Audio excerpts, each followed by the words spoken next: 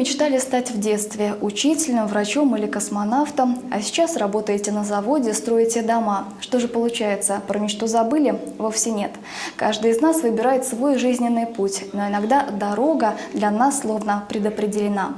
Сегодня у нас состоится разговор с очень интересным человеком, которого знают и любят в Пензе. 18 мая святейший патриарх Кирилл возглавил архиерейскую хиратонию архимандрита Нестора, наместника Спасо-Преображенского монастыря и большого друга нашей госрадиокомпании. Поэтому не случайно, что свое первое большое интервью в Новом Сане владыка Нестор согласился дать у камина. Об уединении и мирской жизни, любимых занятиях и миссии об этом поговорим сегодня. У нас в гостях Преосвященный Нестор, епископ Кузнецкий и Никольский.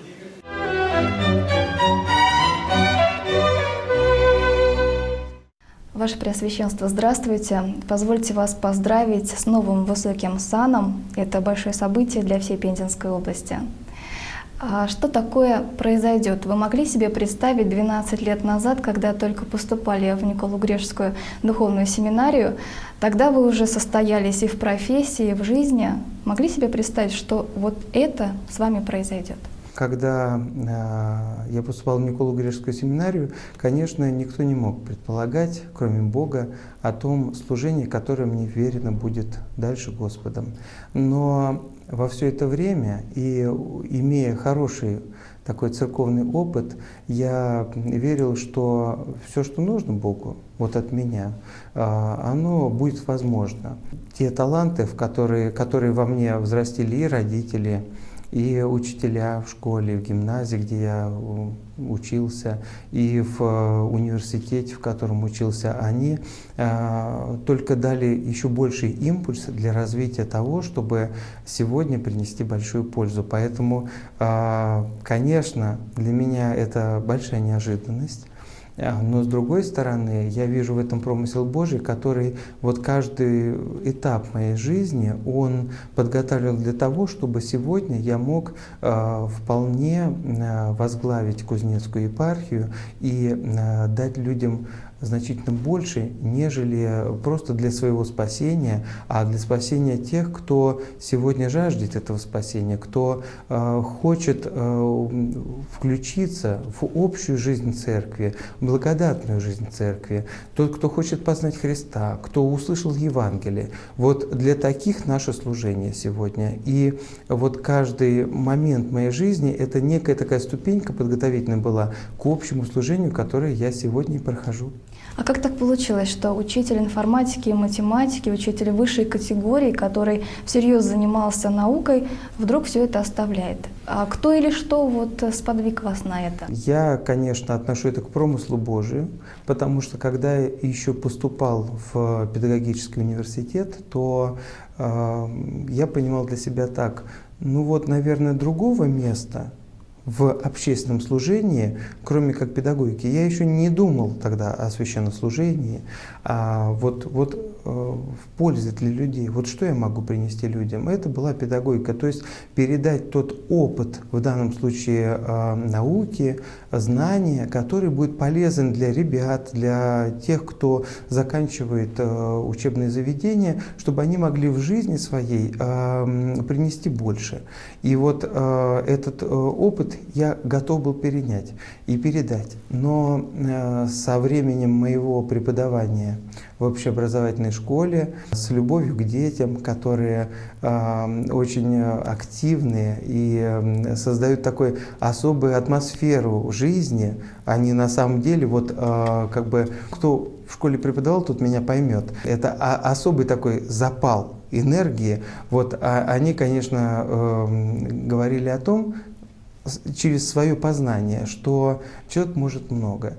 И для себя я в какой-то момент определил, что вот это служение, оно не должно ограничиваться только школой, или только моей школой, или только тем районом, а я был и сотрудником учебно-методического центра при большом районе и занимался аттестацией учителей и, конечно, мог дальше развивать науку, но я понимал, что вот это служение, оно будет ограничено. Чем оно ограничено? Оно ограничено светскостью своей. Какое бы знание мы не давали людям, оно может оставаться долго знанием. Знаете, есть такое выражение: бесы тоже знают о Боге, но они для этого ничего не предпринимают, чтобы стать лучше. И вот просто знание, оно может оставаться таким пустым и бесцельным. Я понимал, что вот та область, которой я занимаюсь, это всего лишь часть познания мира, часть того великого дела и служения церкви, которое существует. Ну и параллельно я, конечно, уже в это время был прихожанином храма, пел на клиросе, участвовал в богослужениях, и у меня появился духовный отец, духовник, который мог мне вложить правильное понимание церковной жизни, о благочестии и о том стремлении, которое должно быть у каждого христианина. Вот с этим воцерковлением, как мы это называем, у меня формировалось определенное мировоззрение, которое говорило: я могу принести больше. И вот это больше сегодня я готов отдавать. В моей жизни наступил такой момент, когда я могу принести пользу окружающим. И эта польза созидательная. Это польза, во-первых, в том, что я несу Слово Божие. Свидетельство о Христе воскресшем. Свидетельство о том, что Бог нам, вот не просто этот мир создан в своем многообразии и вот как некая такая исключительная вот вероятность, а в том, что это все премудро, и наша жизнь, она не случайна в этом мире. И каждый человек есть ценность пред Богом. И ради каждого Бог принес в эту жизнь свою жизнь. Он пострадал и воскрес для того, чтобы нам помочь, для того, чтобы мы избавились от своих грехов, от своих страстей. В своем возрастании я видел именно такую задачу, не только то, что в меня вложено. Да, в свое время, когда-то, можно так сказать, я был эгоистом, то есть в меня очень много вкладывали.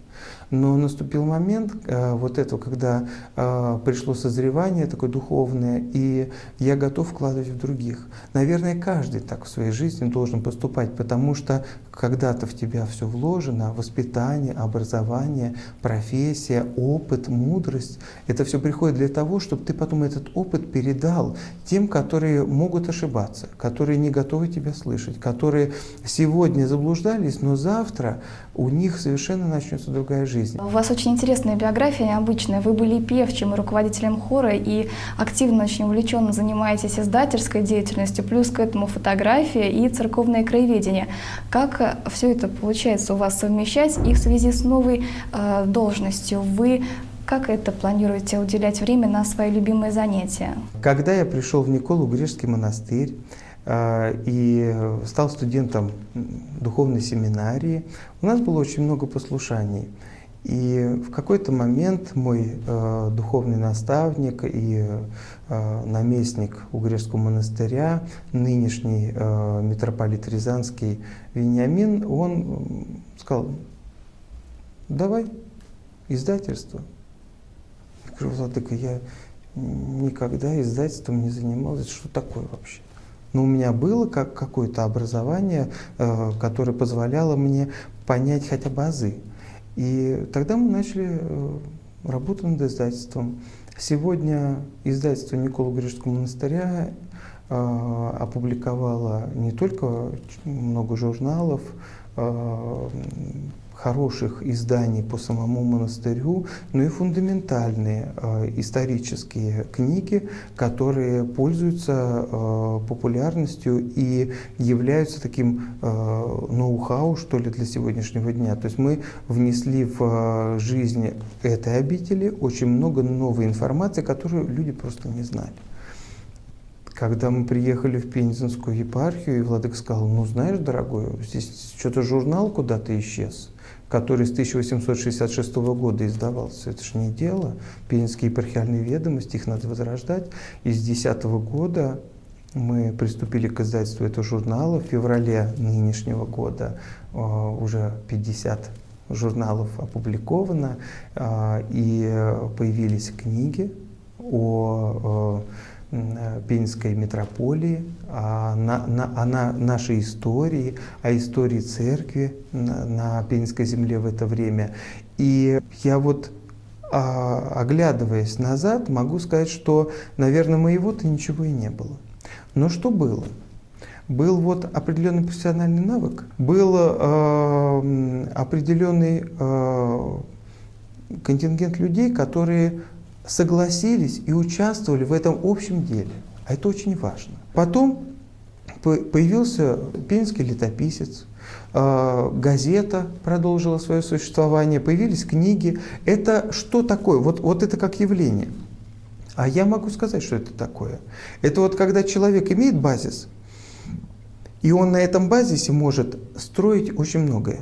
Вот человек, который творчески подходит к своему послушанию, я так скажу церковным языком, а в светском это профессии, да, вот не просто вот формально вот то, что нужно выполнить, а творчески.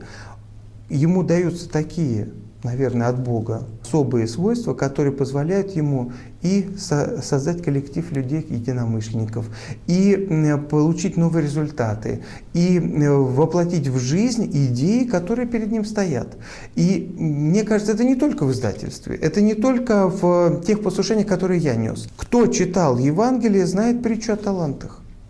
У кого есть талант, и он их воплощает в жизнь, тот приобретает еще в 2 раза больше. А кто свой талант скрывает, он оказывается банкротом. А у вас получится совмещать ваши любимые занятия с такой сложной работой? Ведь вы еще являетесь наместником Спасо-Преображенского монастыря. Много очень масштабных проектов было сделано, и сейчас идет реконструкция. Удастся ли вам общаться и с прихожанами, которые вас, безусловно, полюбили за это время? И стройку, хватит ли на все у вас времени? Вы затронули такую для меня щепетильную или очень такую тонкую тему, потому что действительно вот за эти годы возрождения Преображенского монастыря, а ему в текущем году исполняется 325 лет, вот на этой неделе я прощаюсь с этим монастырем. Очень тяжело эти чувства передать, но мы вложили очень много. И я не могу просто так вот расстаться с обителью, и надеюсь, что до преображения Господня мы все-таки распишем часть верхнего храма, поставим иконостас, и на преображение Господне будет совершен там большой праздник, торжественная литургия. Прихожане, вы знаете как, они не готовы отпускать. Я так здесь вот скажу, что мне приходится прятаться иногда от прихожан, потому что они в прямом смысле проливают слезы и жалеют, что вот наше общее служение заканчивается в Преображенском монастыре. Но вы знаете, мне не стыдно за тех, кто там остался, потому что там монахи продолжают свое служение, и созидание продолжится. Я надеюсь, что те планы, которые у меня были, они будут восприняты следующим наместником монастыря, и возрождение центральный я назову, потому что это самая древняя обитель Пензы, и самый древний храм Пензы сегодня Преображенский остается. Вот это все останется, и будет хорошая такая у нас, как говорят, единство такое, хорошая работа над Преображенским монастырем. Пусть сегодня прихожане туда приходят, они все равно будут утешены, все равно будут приняты. И как совершалось 2 божественных литургии, так они и будут совершаться.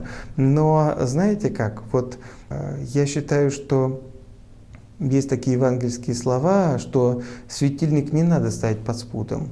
И вот раз нужно большее служение, большая ответственность, значит, надо заниматься большим делом. То, что мы вложили в наших прихожан в Преображенском монастыре, им этого достаточно, вот того импульса, запала, который мы в них вложили, им достаточно, чтобы дальше развиваться. Какие цели сейчас, задачи ставите в связи с новой должностью, в связи с тем, что вы возглавляете Кузнецкую епархию? Я хочу продолжить ту линию, которую там основал митрополит Пензенский Серафим.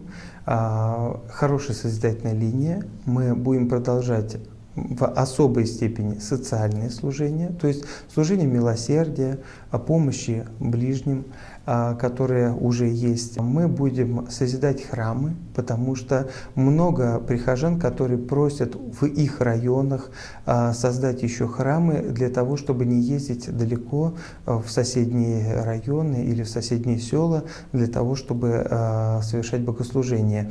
И, конечно, это просветительская деятельность.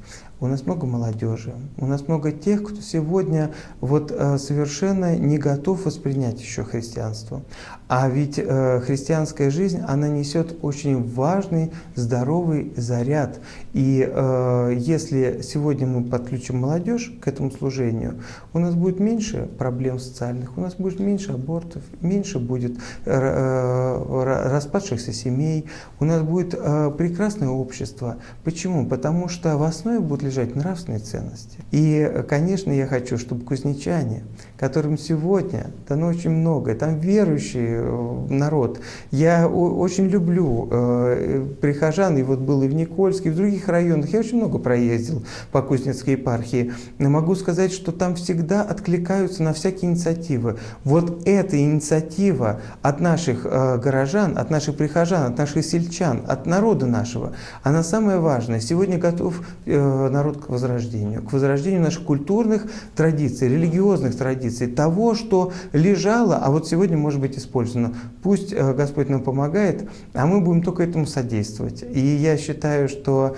то, что делается в Пензе, должно в 3 раза активнее делаться на периферии, в том числе в Кузнецкой епархии.